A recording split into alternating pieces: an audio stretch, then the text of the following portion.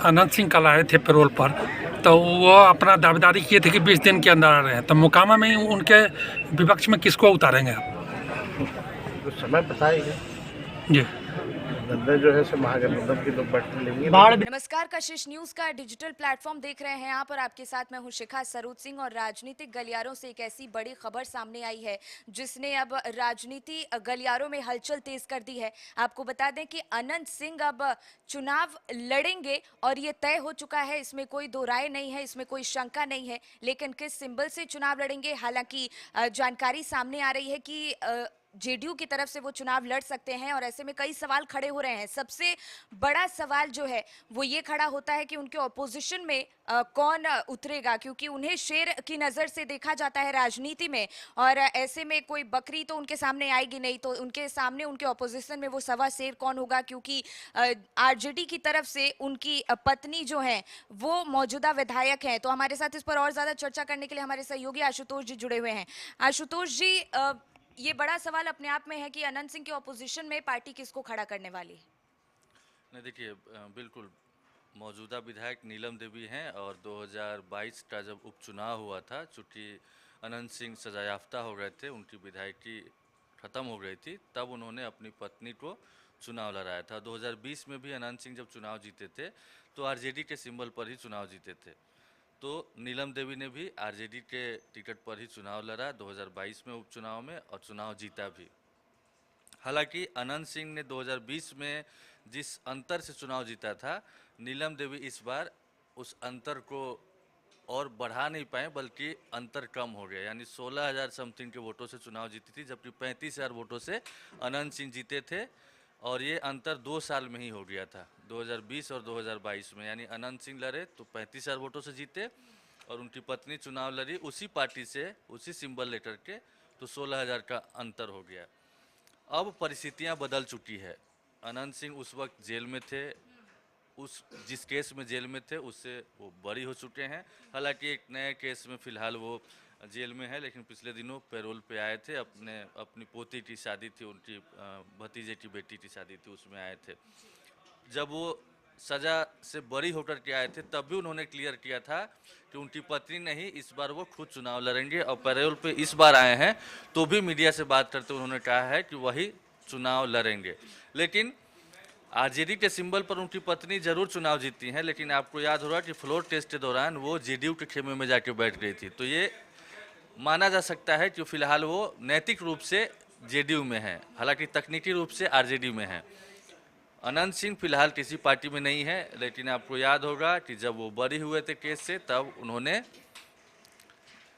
CM Nitish Kumar से मुलाकात की थी। और लोकसभा चुनाव में जब 15 दिन के पैरोल पर बाहर आए थे संपत्ति के बंटवारे के लिए, तब भी उन्होंने अप्रत्यक्ष अप्रत्यक्ष रूप से जो जेडीयू के मुंगेर से कैंडिडेट थे ललन सिंह, उनकी मदद की थी।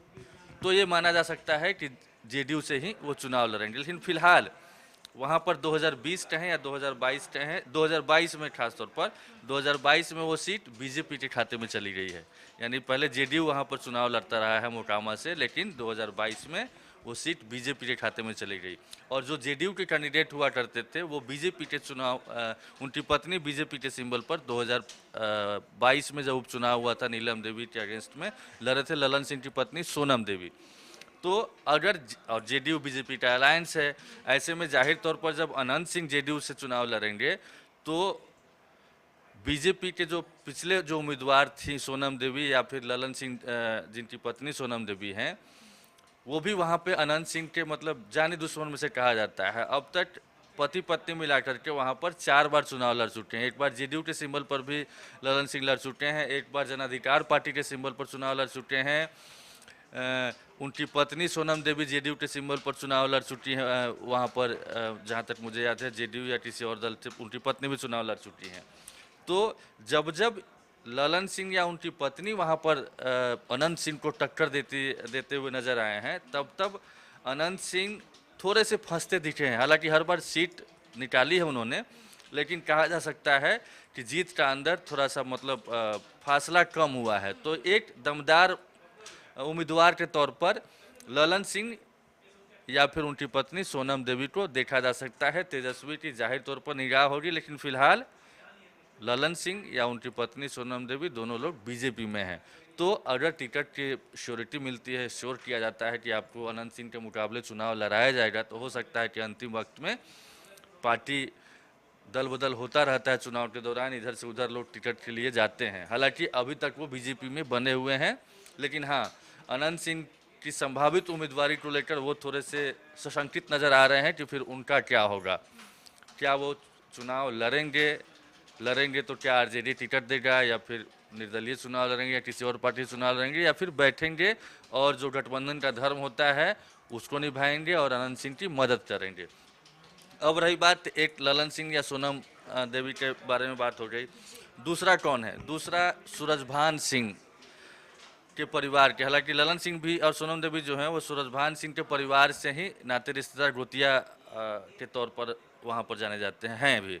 तो ऐसे में एक चर्चा ये भी शुरू हो रही है कि सूरजभान सिंह इस बार अपनी पत्नी या फिर पुत्र को चुनाव लड़ा सकते हैं। अनंत सिंह से उनकी भी अदावत रही है, हालांकि गठबंधन धर्म निभाने की वजह से पिछली बार उन्होंने मदद भी की थी, मतलब लास्ट टाइम, हालांकि पिछली बार नहीं, पिछली बार तो बीजेपी के उम्मीदवार के लिए उन्होंने ये किया था, लेकिन जब भी एनडीए में रहे तो फिर मतलब प्रत्यक्ष अप्रत्यक्ष रूप से उन्होंने अनंत सिंह के पक्ष में वोट मांगा।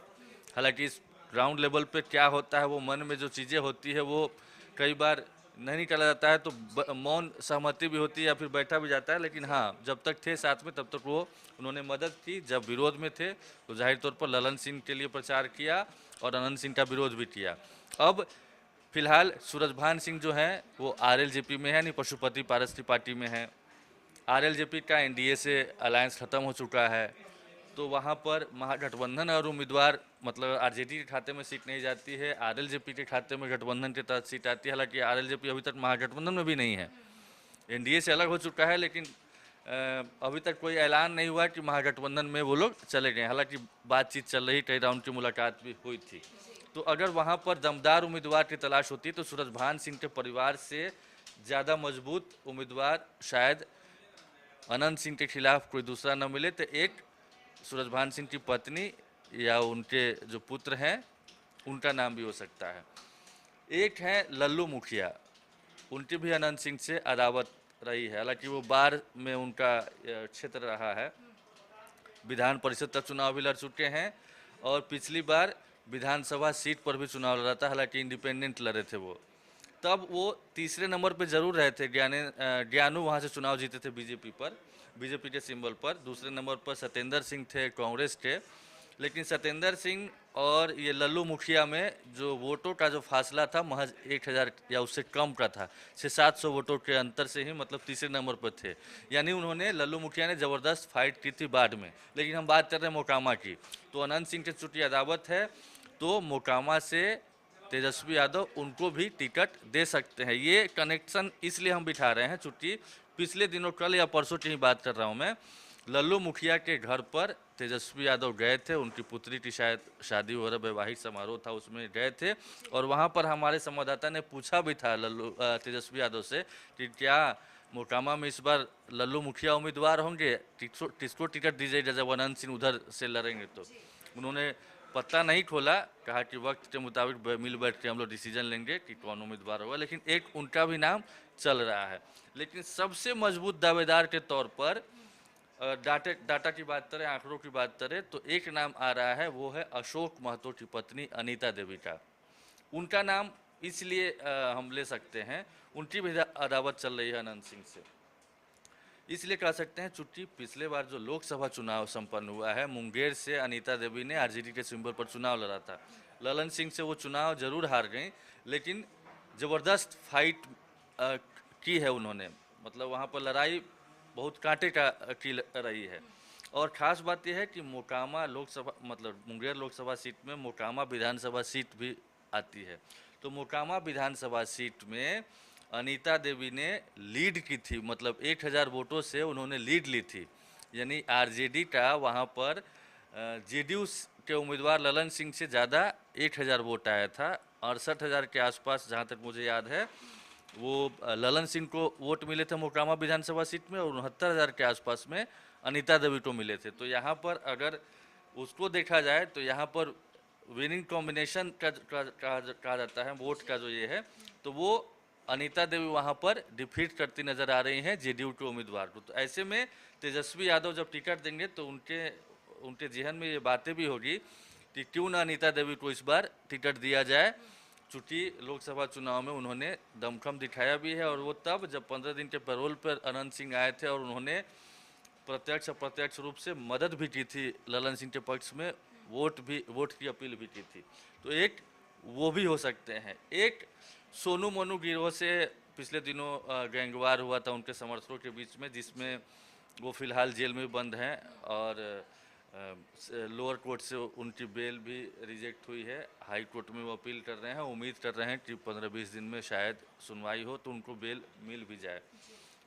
तो सोनू मोनू गिरोह का भी मतलब सोनू मोनू जो हैं उनका जो पारिवारिक जो मतलब घराना है वो भी राजनीतिक है। वो सोनू मोनू की जो बहन है वो पूर्व मुखिया रह चुकी है नेहा, और सोनू मोनू की माँ जो हैं वो नौरंगा जलालपुर की मौजूदा मुखिया भी हैं, और उनके पिताजी भी, हालांकि वो लोग जेडीयू में हैं कायदे से कहा जाए, और जेडीयू के सिंबल पर ही अनंत सिंह चुनाव में आएंगे। तो इतनी अदावत के बीच में वो मदद करने से तो रहें। तो ऐसे में हो सकता है कि अगर तेजस्वी यादव को लगता है या महागठबंधन को लगता है कि अनंत सिंह को ये परिवार घराना टक्कर दे सकता है तो उस पर भी दांव लगाया जा सकता है। लेकिन फिलहाल ये 3-4-5 लोग का जो नाम रखा हमने, उसमें कई सारे हैं, मतलब कई लोग तो टेस्टेड भी हैं, ट्रस्टेड भी हैं। जैसे ललन सिंह चुनाव लड़ते आए हैं, सोनम देवी चुनाव लड़ती आई हैं, सूरजभान सिंह एक टेस्टेड नहीं है लेकिन उनका प्रभाव वहाँ पर ज़रूर है, चूँकि हालांकि वहाँ पर जो कहा जाता है निषाद समाज का वोट, दलित समाज का वोट, कोयरी का वोट, ये भी लगभग 30% के आसपास में है। तो सिर्फ भूमियार बहुल होने से अनंत सिंह को ये नहीं है, ये इन जातियों का वोट भी मायने रखता है। तो ऐसे में सारा कैलकुलेशन करने के बाद हो सकता है कि इस बार कोई नया चेहरा मैदान में हो, चूँकि पुराना चेहरे पर दांव लाने के लिए पार्टी बदलनी पड़ेगी।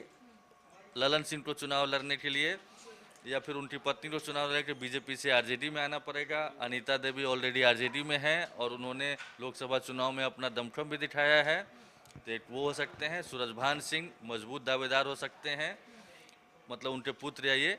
तो मुझे लगता है कि इन दोनों पर ज़्यादा दांव लगाया जा सकता है। फिलहाल एज मिलता हुआ कह सकते हैं कि अनीता देवी या फिर सूरजभान सिंह के परिवार का कोई सदस्य, मुझे लगता है कि आरजेडी वहां पर चुनाव लड़ाता हुआ इनमें से किसी को आरजेडी वहां पर टिकट दे सकता है। बिल्कुल आशुतोष जी, बहुत बहुत धन्यवाद आपका तमाम जानकारी साझा करने के लिए।